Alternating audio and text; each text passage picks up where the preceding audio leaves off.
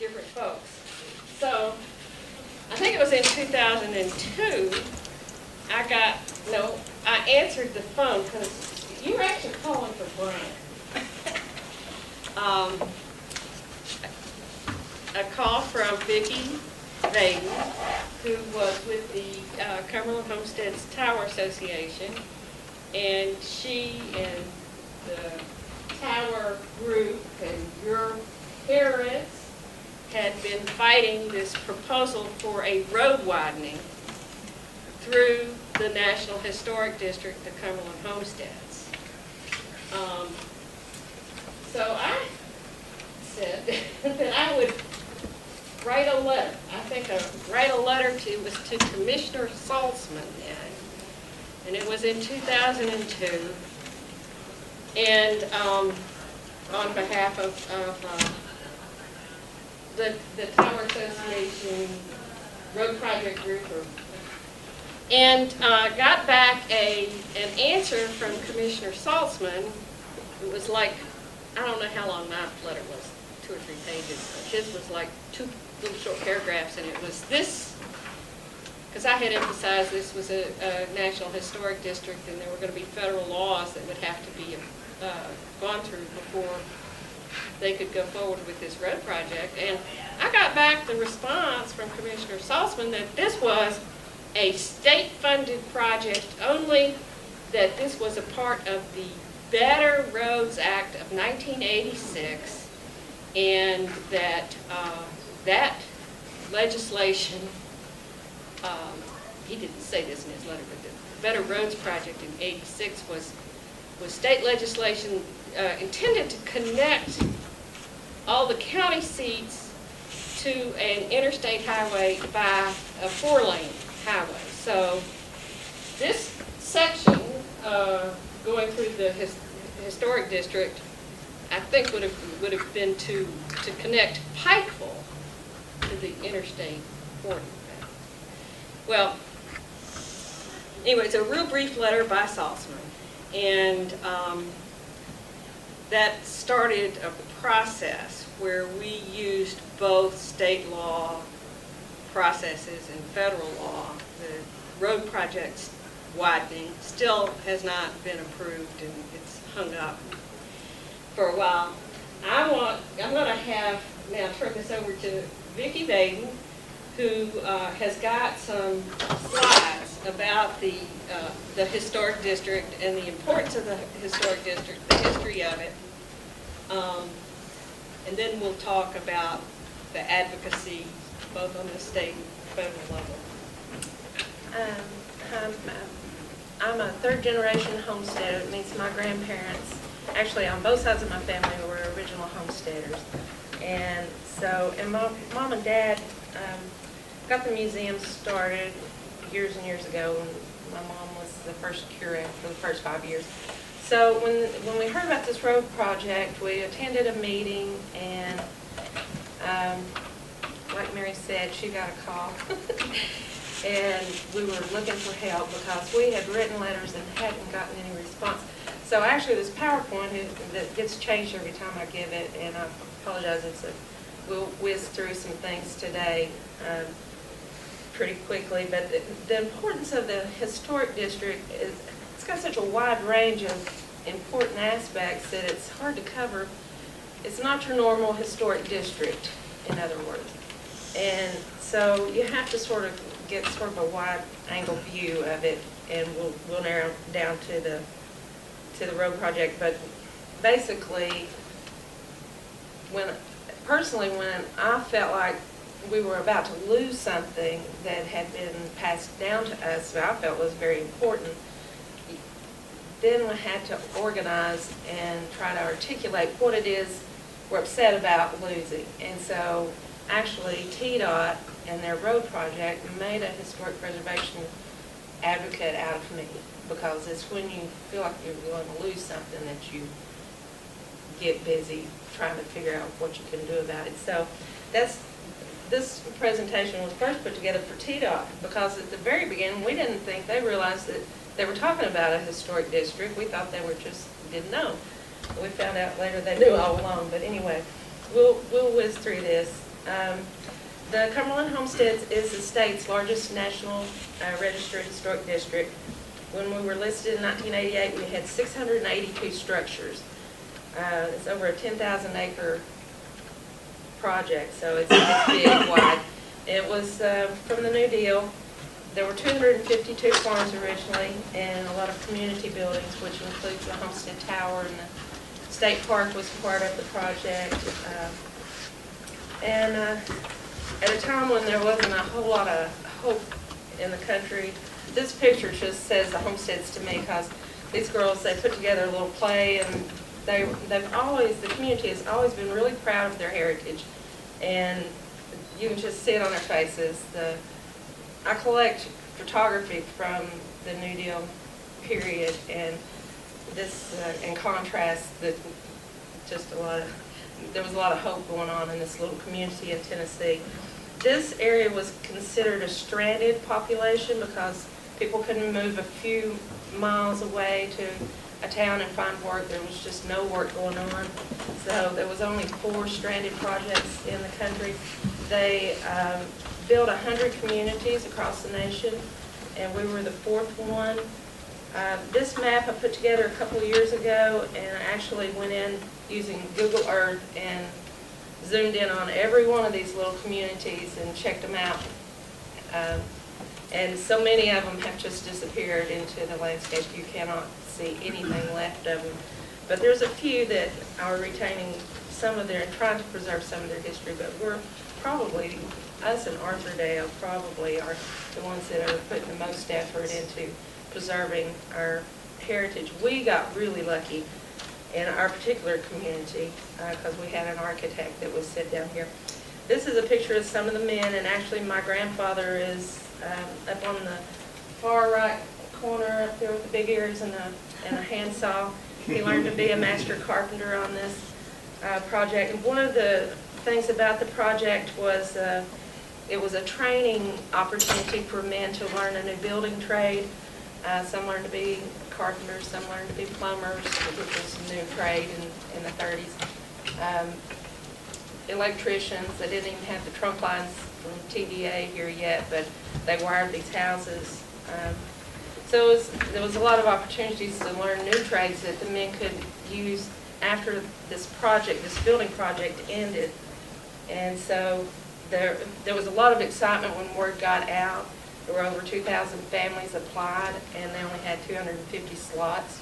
So the government went through a selection process where they had workers investigate the families, sometimes up for several months, and they checked all your neighbors and all your kinfolk, and if anybody had anything bad to say about you, you got kicked off because they had to narrow down the list. A lot of the families were from like Wilder or mining community. There were quite a few. And some from the textile community. There was. In Harriman, and folks who were struggling in the Depression. Yeah, the miners were on strike, and so were the mill workers in Harriman, and that just had no opportunities for jobs.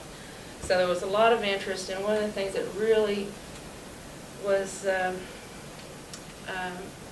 attractive to them was they didn't consider this to be a handout type project. This was something that they could put sweat equity into with the promise of being able to own something of their own after the project was complete. So there was a lot of interest in that.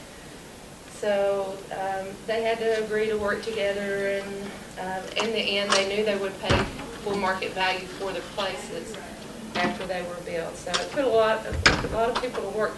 Not only the families that were chosen, there were 250 families that were chosen, but they also had WPA working there. They put a CCC camp up. There was a lot of other activity going on with the government project. So there were people riding in from surrounding counties because it was the only thing going on. So there was a lot of activity going on while the building period was going on. And I pulled this quote. It's subsistence homesteading because the farms weren't big enough for them to live on, so they call it subsistence homesteading. But this is from FDR's speech. He said, "We want something more for these families. It's not a question of keeping people from starvation. It is a thing that we call the more abundant life." And they certainly put a lot of other ideas into it as it went along. We got lucky, as I said. Our architect was William Macy Stanton, came to us from Pennsylvania. Actually came off of a TVA job where he had designed the housing for the workers at the Norris Dam facility, which they were building at the same time. So he was just fantastic, way ahead of his time on a lot of things. This is a rendering of the center of our community, and this is, if you've heard Save the Triangle, this is the triangle that we're trying to save. This came from the Library of Congress, and the structure in the center that's a tall tower, that's where our museum is today. That was government offices back when the project was going on. And this landscape planned here, there's sort of a semicircle behind the tower, and that's a school, which was an elementary school and high school. Now it's just an elementary school. But we still have like 800 students that go to school there. And this was the center of the community, and this was just one of the triangles that he designed in our community. And they're called character-defining elements in our National Historic District because he put these triangle intersections that a lot of our 14 still exist of the triangles that he built. But this is the main. So this is the main. If you send somebody to the homesteads, this is where they go. So this is the layout of the whole 10,000 acres, and when you look at it, it looks like a subdivision map, but you got to realize the scale of this is you could put a subdivision on any of these little farms. And unfortunately, you know, there have been quite a few that have been subdivided like that. But that's sort of the layout of the whole plan. The red line that comes down from the top in the center and then splits off, where it splits is where the triangle is that we're trying to preserve. So the red line on the left is Highway 68 coming up from Pikeville, and then goes off to Crossville. This is the tower building itself. Like I said, it was government offices, really unique, and we have a museum in it now. We're trying to tell the story. This is a picture of the school. The picture on the lower left, you can see the triangle as it exists today. They whittled off a little corner down there to make it easier for people to make the turn. But that's Highway 127 swinging off to coming up from the bottom to the right-hand side, and 68 going to the left. And then right in front of the museum, which is hard to see because the trees sort of obscure it, but that's where the museum is. And there's some big oak trees out in the middle of the triangle. And those buildings along the left are now pretty much gone. Yes. And one of those used to be the Cumberland General Store. Yeah. And one used to be a historic building. That was their original. Yeah. These buildings all existed when this road project started. TDOT bought all that property as right-of-way and demolished all those structures. And Mary will talk a little bit more about that. One of the things that Mr. Stanton was sort of known for was using building materials from the land. So they gathered, of course, we have crab orchard stone in the Crossville area, and that was used on the houses. And they took trees from the land. They were clearing for, farmland. So it was just a lot of work going on in a short amount of time. Each farm had about 20 acres. They varied depending on a lot of different factors, but they always had a home and a barn, and they usually built the barns first, and the families were allowed to move into the barns, and then while the houses were built, then they moved into the houses. Had a chicken house, a smokehouse, cleared land for crops, some woodland access, and some stream access usually. And that's some of the barns. They're just really simple, but they were brand spanking new, and the families were so excited even to move into their barns, and I could tell you some stories, but we'll try to keep it short today. There were 13 house plans that the families could choose from, and they realized when they were choosing a bigger house, they would end up paying more for their place in the long run. So they. You all remember this one? Yeah. This particular house, actually, this is one of my dad's pen and ink drawings, and really strange when all this sort of happened. My dad's passed away and had passed away at the time, but he had already drawn all the key illustrations we needed to tell the story, which is really unusual. This particular house you'll hear about later. Sort of a sad story with it. And this was a trading post that in the early days they used some script, like the coal mining script, but the homesteaders objected to that because a lot of them came out of the mining communities and they did not care for, being locked into having to use what little they got, at the company stores, government stores, so to say. So they complained and they dropped that after about a year's time. So these scripts are very collectible now. But the homesteaders were basically paid about 50 cents an hour, and 2/3 of that went on to what they call credit hours, and that could be applied to buying their places in the long run. And they got 1/3 of their pay that they could live on, and they were allowed to live in their barn until their house was built and then live in their house. And then they started paying rent for a while, but anyway, it was a sweat equity type program. And they built the bridges and the roads, and had one bulldozer to get all that work done. They built 3 really neat bridges, stone bridges. This was a quarried stone bridge. This is single arch. This is a really beautiful one that's on the edge of the state park, and it's all fieldstone construction. And then this is the most recognized one. This one is in the state park, 7 arch, and it's a dam and a bridge. So this is a Cumberland Mountain State Park. This is People Cumberland. have been to. Yeah, Cumberland Mountain State Park was part of the project, and it was actually built for the families, but it didn't take long for them to make it into a state park. But the CCC had a camp there near the entrance.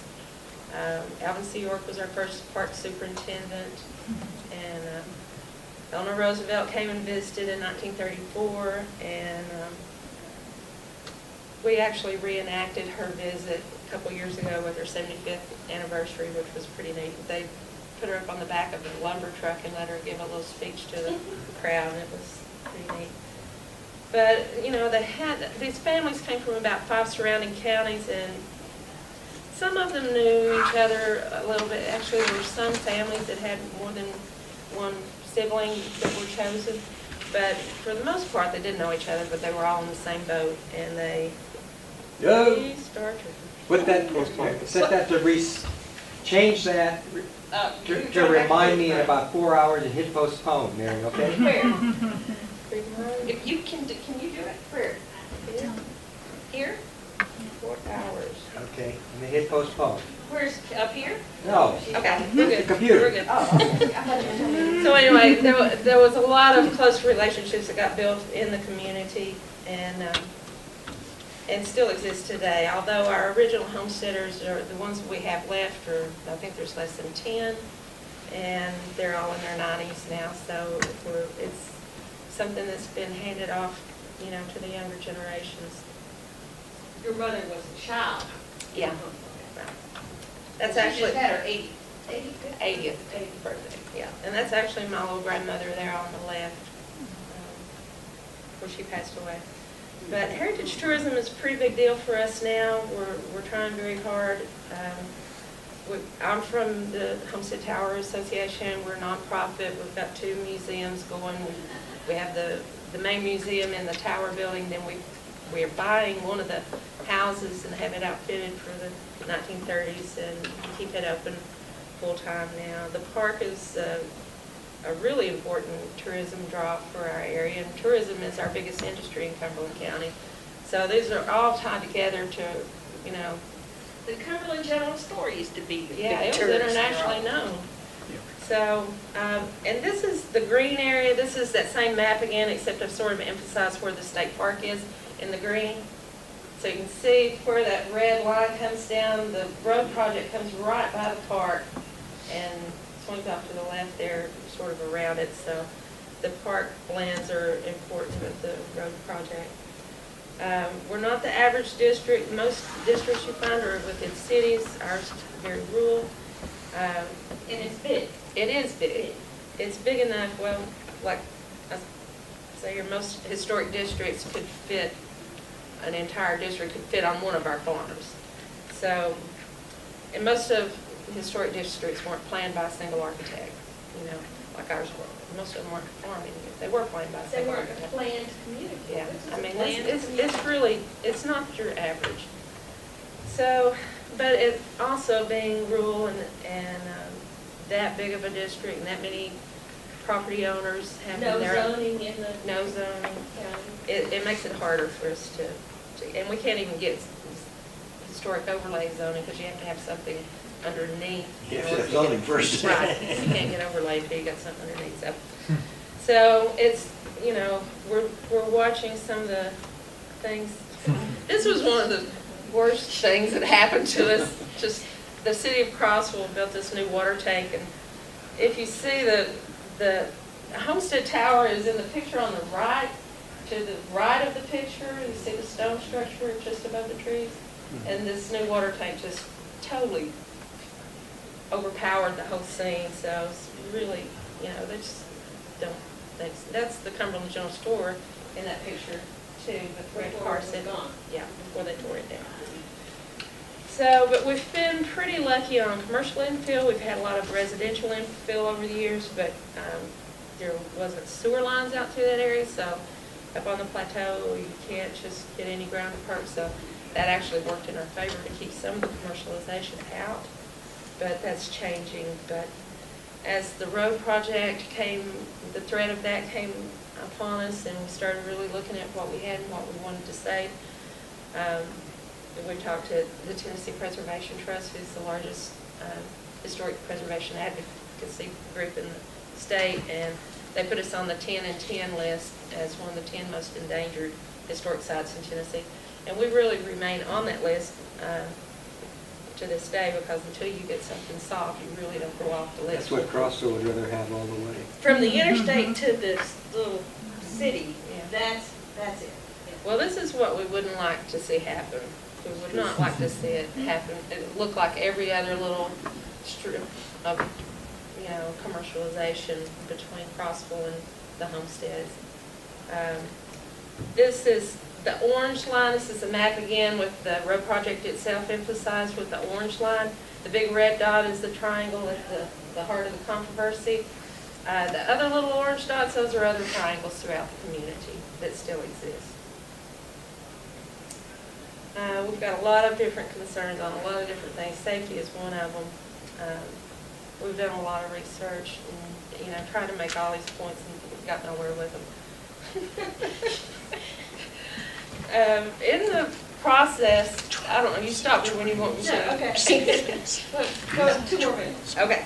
They discovered that their traffic counts were flawed. Their forecasting was flawed. When we had a public meeting and the public said they just didn't believe these traffic counts and projections that TDOT had, they did actually go back and check, and they admitted that they had over-projected by 25% in 2005 and by 39% in the design year for the project. And that's TDOT's own projections, not Yeah. taking into account that, you know, the price of gas and whether gas is, I mean, and downsizing in the future. So we've argued that it's likely even more egregious Yeah, over. That's we were amazed that they even admitted this. This is what the, okay. We're going to stop you here. want to stop there? Yeah. Okay. I mean, we'll come back to this. Okay. So, 2002, we got this call. We wrote a letter to Commissioner Saltzman. Commissioner Saltzman, TDOT Commissioner, responded, this was a state-funded only road project. It was part of the Better Roads Act of 1986, period. And then, you know, I was also working with a group of citizens in Putnam County, fighting the Sanction Corridor. And I've been active with the Sierra Club, and I knew there were groups, you know, fighting road projects across the state. And I read an article in the Tennessean where Commissioner Saltzman is poo-pooing all these. He says there are very few citizens opposed to these road construction projects, and it just irritates. And so at the fall meeting of the Sierra Club in 2002, Brian and I had a little extra money.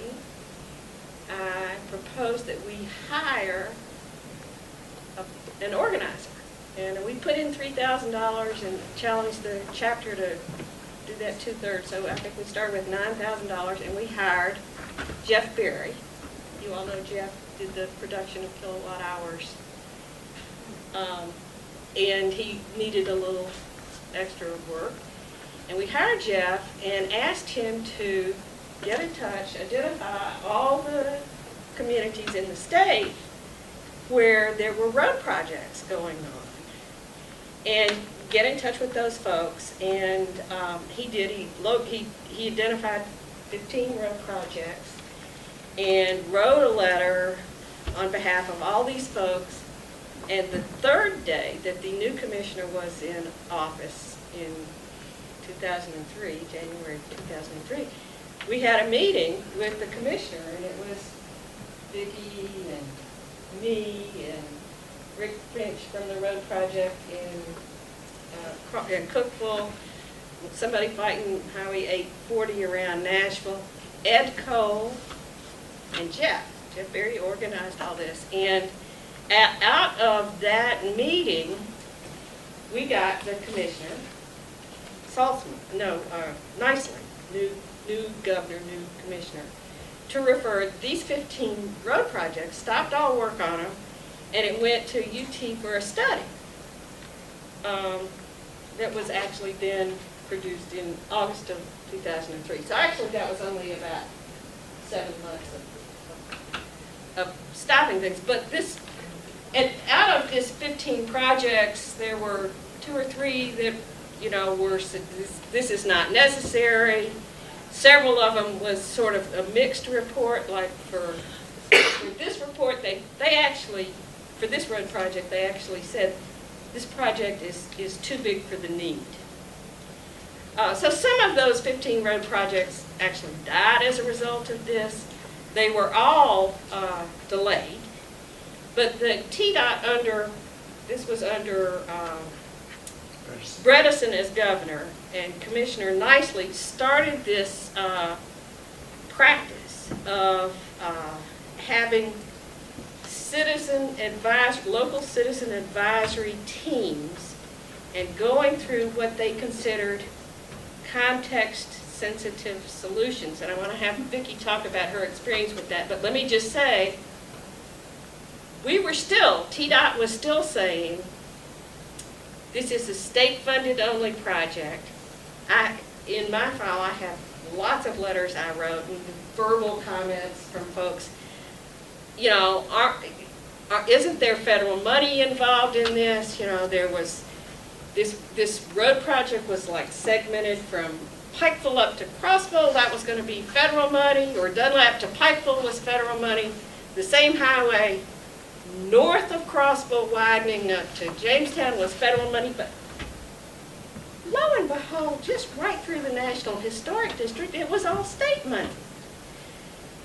They had started the rights-of-way purchases in 2002 and 3 and 4 and 5, and we kept saying, you're going to have to go through federal reviews, and they kept this sort of stiff arm, oh, this is state-funded only.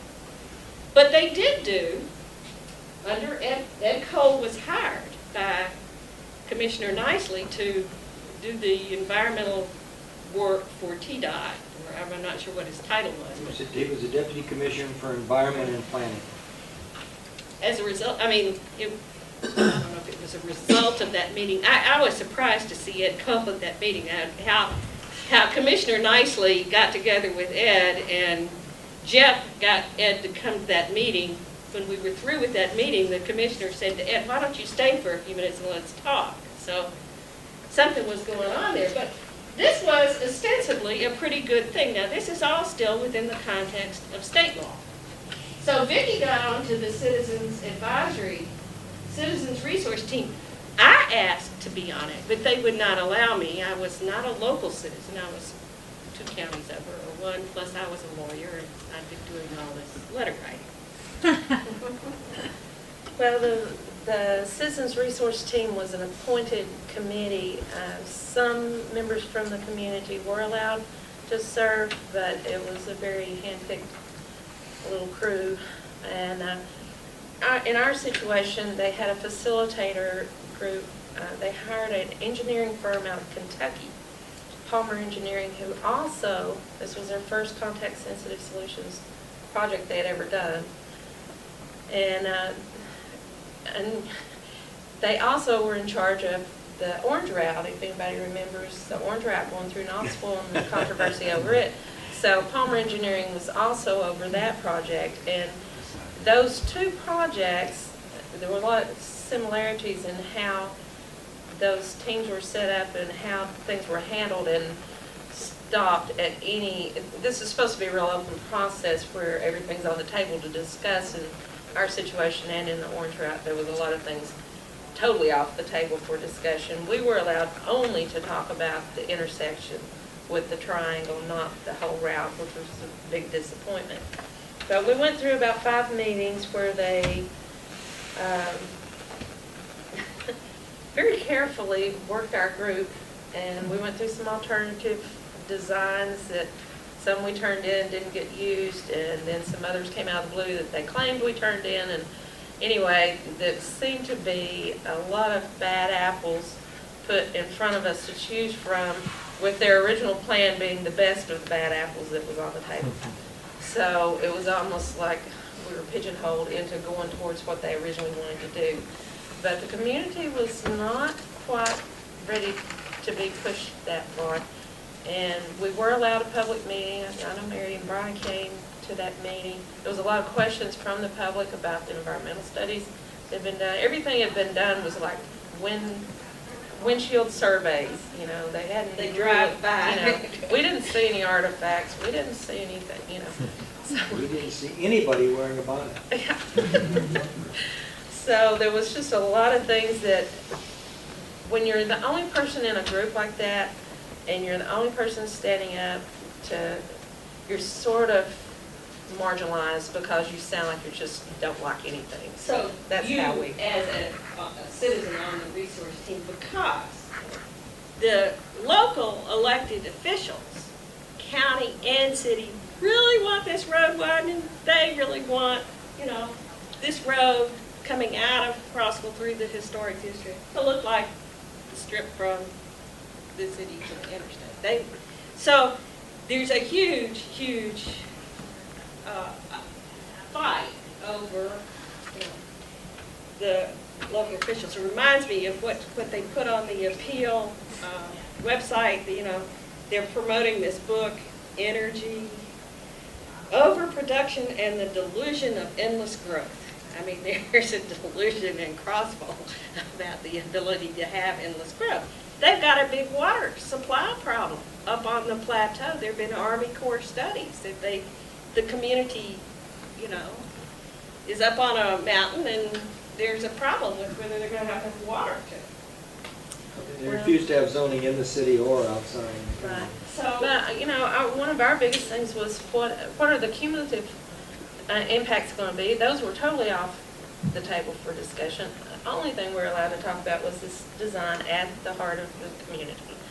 And so we ended up getting pigeonholed into bringing 4 plans to the public. The public rejected all of them, basically, which really surprised TDOT because they just thought there was a handful, and that's what they were being told, I believe.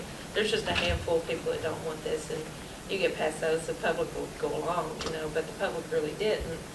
And so they had to go back and tweak some more. Then like 2 weeks before they were going to ask us to sign off on one of these plans, they changed the plans, and we said, you've changed the plans, we need to take this back to the public, but the public's not seen this. And they didn't want to do that, that would delay things for another year, blah, blah, blah. So we had our own public survey and got the plans and took them to the public, and we were able to survey the people that time. And so we had, the results of that was like 100% of the people surveyed wanted better plans that preserved the homesteads and the businesses and the historic aspects of the houses, everything that was going to be.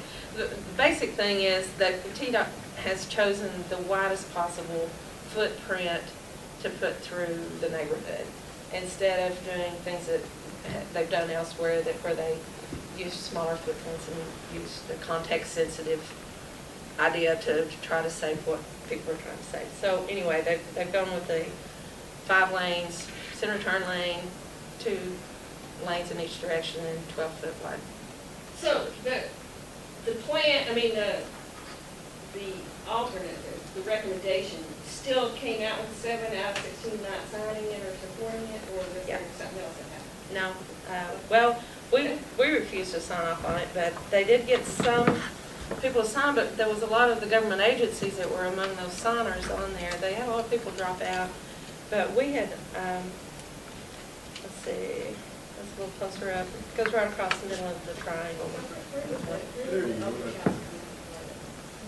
We presented the TDOT with an idea. They were about to tear down a house. A bank had bought a property knowing that the road was coming through, so they wanted to put a bank out there, and they were going to tear down one of the first houses that you notice when you come from Crossville into the historic district. And you saw her slide, it was the Eldridge house. It was, yeah. So that, And so we presented them a plan of, the bank contacted our group and said, if you can move the house, you can have it. this was about January, February. 2005, probably. We were in the process of the contact sensitive solutions thing. So we went over, we inspected the house, we had a house mover come look at it, and he said, yeah, I can do it, and this is what it's going to cost, and he'd throw in moving the barn, which would have also been pretty cool. We knew that they were taking the properties up at the triangle for going to be bulldozing everything. So we talked to them about moving that to the museum where it could be a tourist center. So basically, what happened is TDOT got into this issue of saving the Eldridge house and presented to the citizen resource team that was a possibility that they could make happen. And they didn't move fast enough. It went over several months, and it ended up that they allowed the Eldridge house to be destroyed.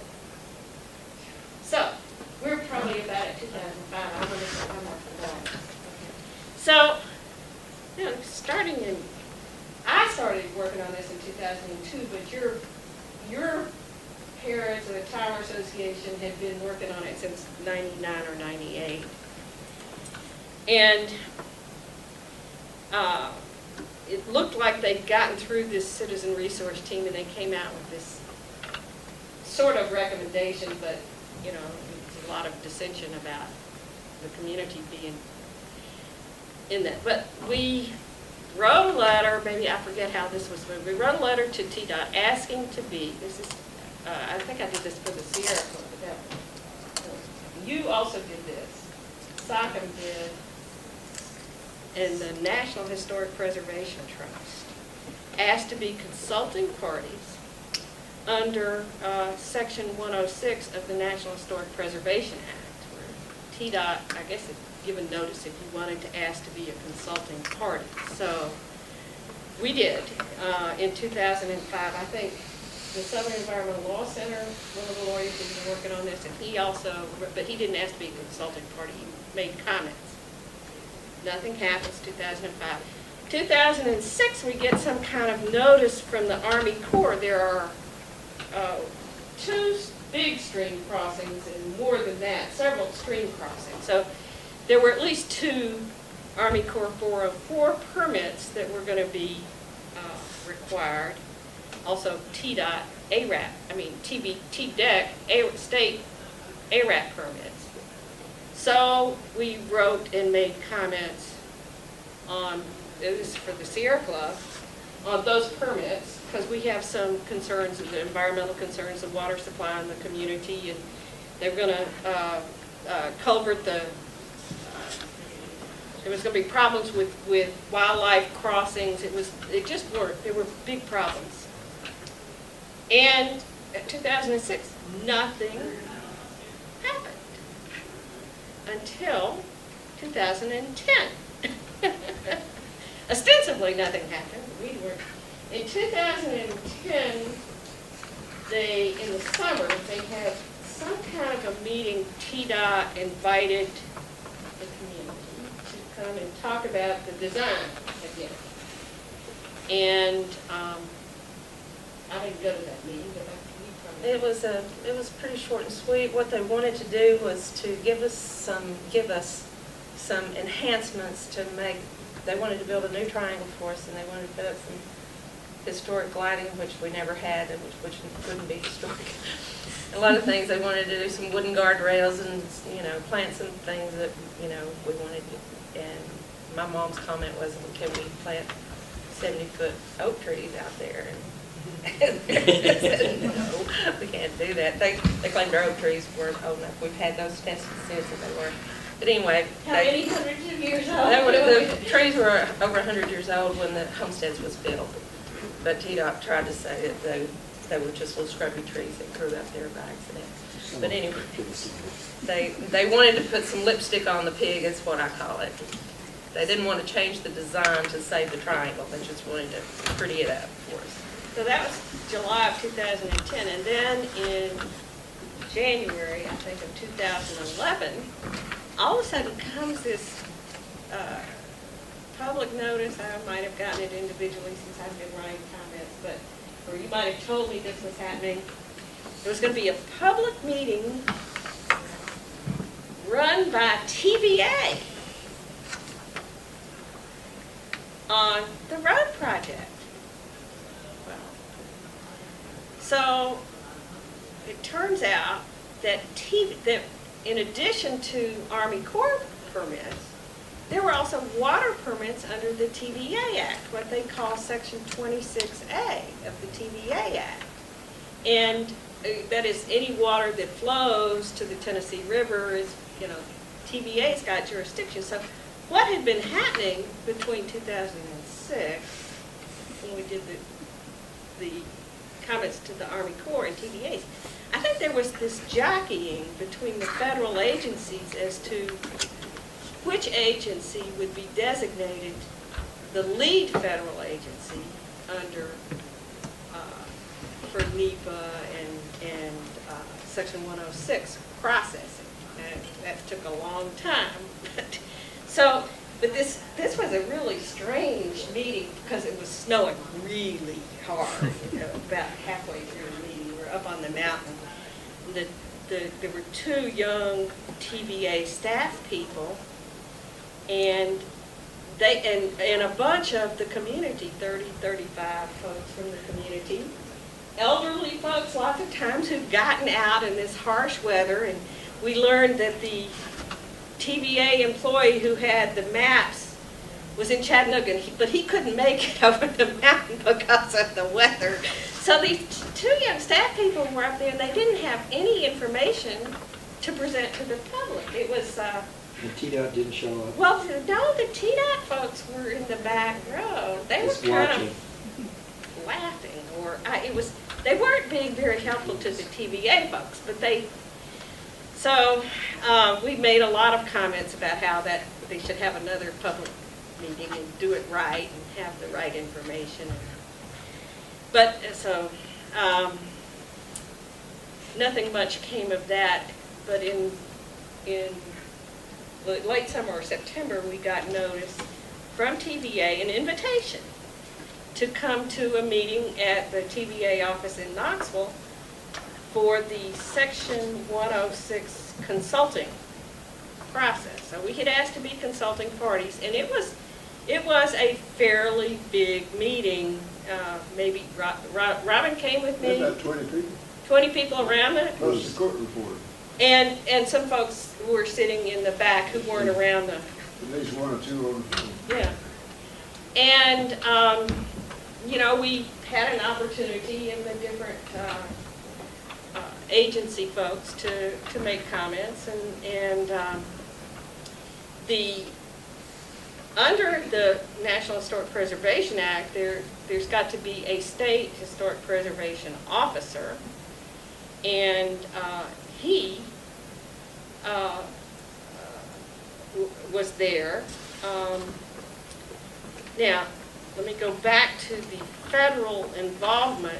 Since TDOT kept saying this was only state funded, there's no US DOT or federal highway money supposedly in this project.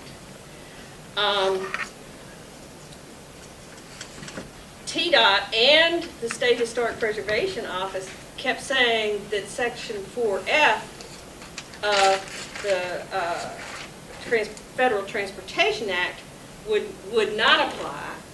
So Section 4F of the Federal Transportation Act protects publicly owned parks, recreational areas, wildlife and waterfowl refuges, and public and private historic sites from use by transportation projects, unless the USDOT determines there's no feasible improvement avoidance alternative and that all possible planning to minimize harm has occurred. Next to NEPA, this has been the most frequently litigated environmental statute in the federal highway program. There's a lot of case law on whether Section 4F applies or not, and there's a lot of that law has to do with segmented projects. And so, you know, that TDOT and all these parties have always said 4F doesn't apply, but it is a question whether it does apply, whether if we got into how the money breaks out, how much federal involvement. But we haven't really made comments on 4F other to say the agencies need to come up with a better reason, more detail on why Section 4F doesn't apply. But Section 106, we're in this, this is under the National Historic Preservation Act. It does require a consultation process, and it is similar to the consultation process under Endangered Species Act litigation. I didn't know this until I had a long conversation with a longtime environmental lawyer who practices in Pennsylvania and Oregon, and he was saying he has used the National Historic Preservation Act for environmental litigation for decades, and that it can be a very powerful tool if it's a property that, you know, it would apply to. And that the consultation process under the Endangered Species Act was adopted from the National Historic Preservation Act consultation process. So TVA has been, you know, was really trying to do right on this Section 106. Now the Army Corps, I will say on the other hand, right about the time we were doing this big meeting, or right after, the Army Corps issued the permits as nationwide permits. And, you know, I had to write a letter and say, you can't issue this permit until we are through with the 106 process. They had to withdraw their nationwide permits. So right now, we still have open decisions on the federal Army Corps Section 404 permits. Haven't been decided. They haven't had hearings. And the state ARAS. And the Section 106 process. Now, we had this big meeting in October of 2011 on Section 106, and they gave us 6 weeks or 2 months to write comments from everything we'd heard. And so I go back and I'm going through my file that's 10 years old then, and all this correspondence and the law, and trying to put it all together where I can write some intelligible comments.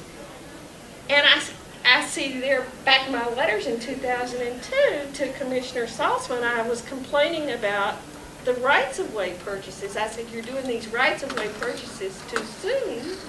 You're going to have to go through all these federal environmental processes. Oh, this is state-funded only. So this went on. I mean, we kept raising that issue all through the public stuff with Commissioner Nicely came down.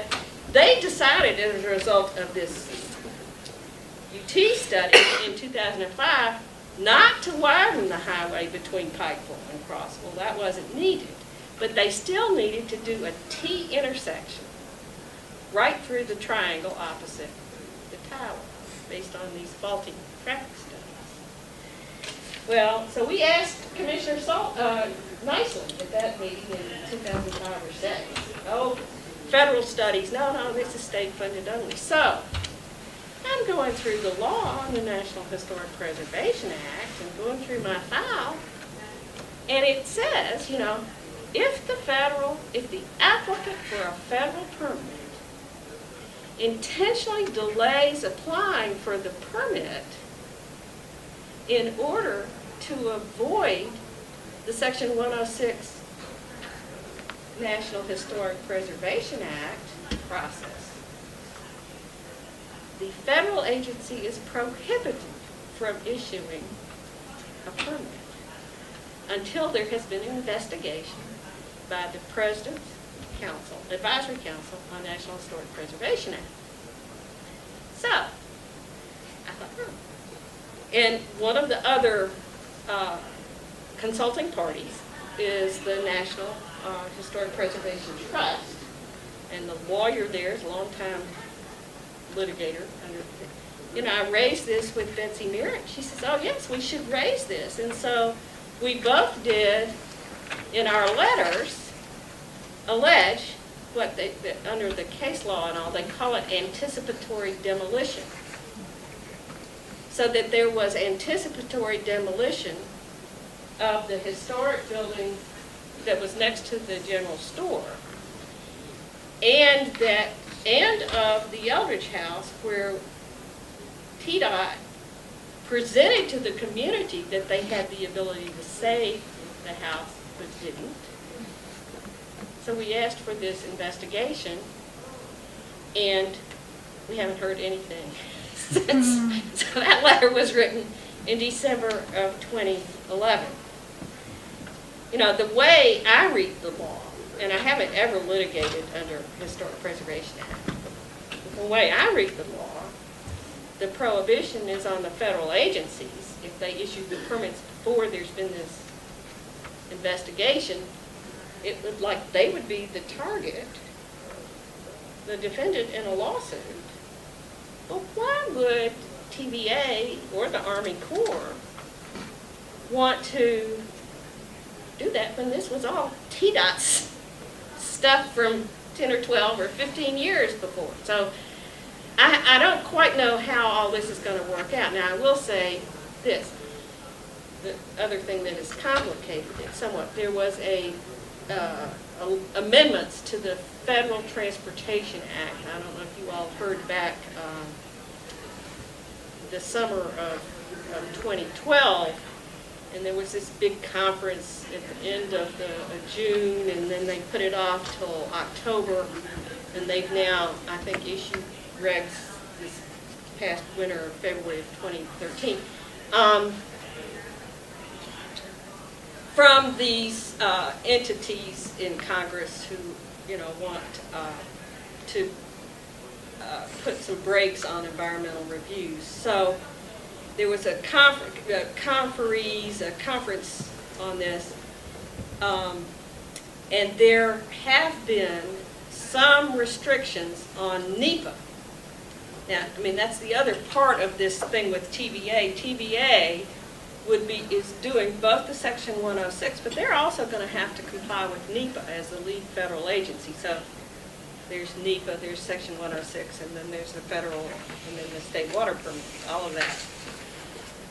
And I don't know about Section 4F of the National Transportation Act, but the way I read the law on this amendment, those apply only to U.S. DOT and federal highway financed projects. So TDOT has said, oh, this is state funded only, so I'm not sure that the lessening of NEPA would apply, because the reason NEPA is at play here is because of the federal water permits and the National Historic Preservation Act, not because of federal highway financing. So I don't know how that's going to play out.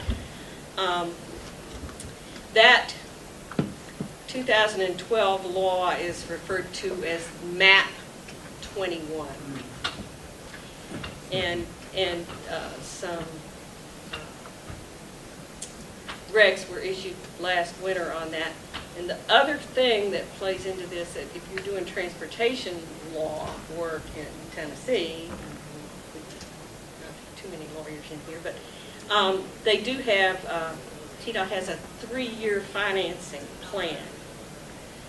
They call it the metropolitan areas, they're separate, but for the state, it's the State Transportation Improvement Project, so they call it the STIP.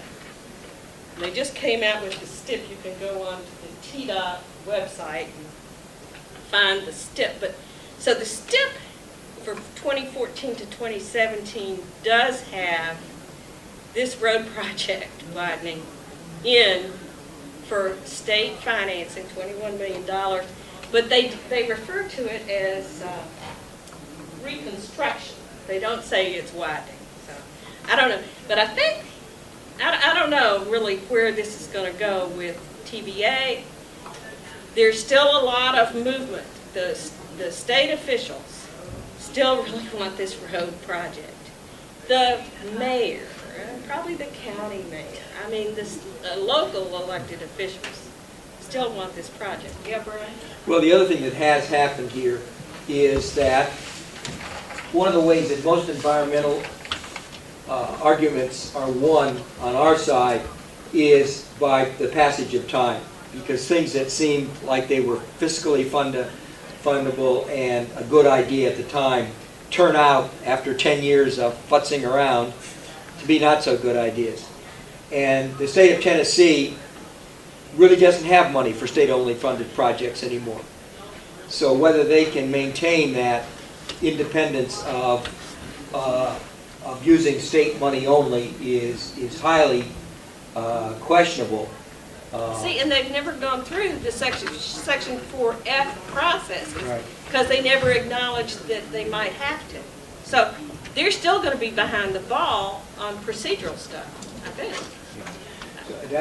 But I think people should understand that a lot of environmental issues get won on our side simply because of delay and the money and the wisdom of the project. Both the longer people think about that, the harder it is. And the federal financing, the Federal Highway Trust Fund for federal money actually ran out of money several years ago and has now been getting infusions from the federal general funds.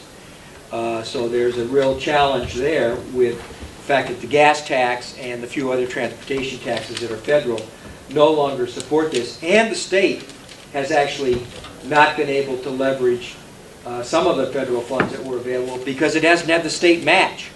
So for somebody in TDOT to decide that they're going to do a state-only thing where they're not even getting anything, rather than use it for one of the places where they can still get 80-20 money, is not the obvious decision by management. So both of those things, and that situation's going to get worse because the transportation appropriations, as opposed to the authorizations that are in Map 21, are way up in the air because the House Republicans, you may have noticed, they don't like to spend money, and that includes, interestingly enough, even on roads. The budgets they propose are very much smaller than would be necessary to do the kinds of projects that the states continue to lay out.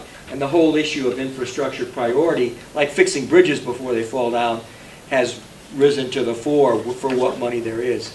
So that the context of doing projects like this has really changed dramatically, and I'm hopeful will affect the outcome so that they say, the heck with it. Maybe we'll put up a couple traffic lights because that really would increase the safety of these awkward angle intersections. But they could do that. You can do that without anything. I mean, that's really cheap. But this is a wonderful historic district, and it's really fun to go to that museum, so I'll urge you all to do that. It is. Robin.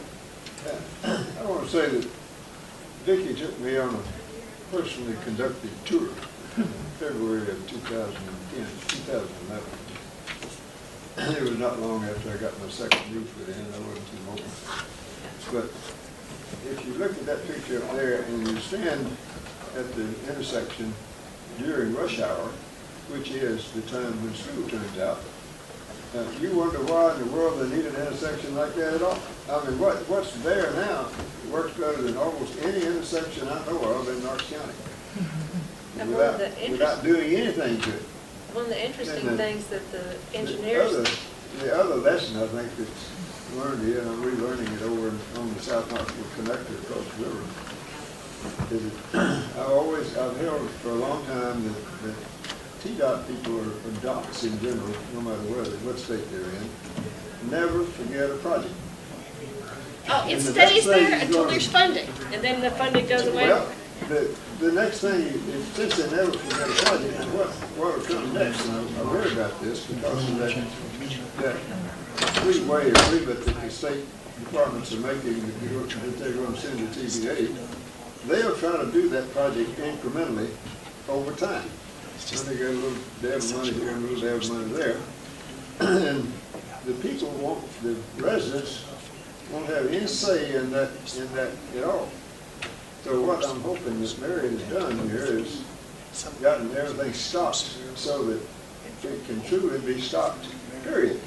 Well, you wonder why they say they're gonna reconstruct that road as opposed to say they're gonna widen it. Are they just gonna go pave it, or are they gonna make it a little wider when they repave it? Yeah, they'll do something. But anyway, it's very irksome to me if you started to city limits of Crossville and come out. Incrementally, a good bit of homestead land has been already interdicted by highway improvements. Houses have been torn down, buildings have been torn down, and they got done with nothing happening. And they get to this point here where Mary gets involved and Vicki gets involved, and, well, the good news is nothing's happening. How long that lasts, I don't know. We probably better stop now and let's clear out this room for the next folks, but thank you all. Evaluations. We have some stuff up here if anybody's interested more in the Homestead community.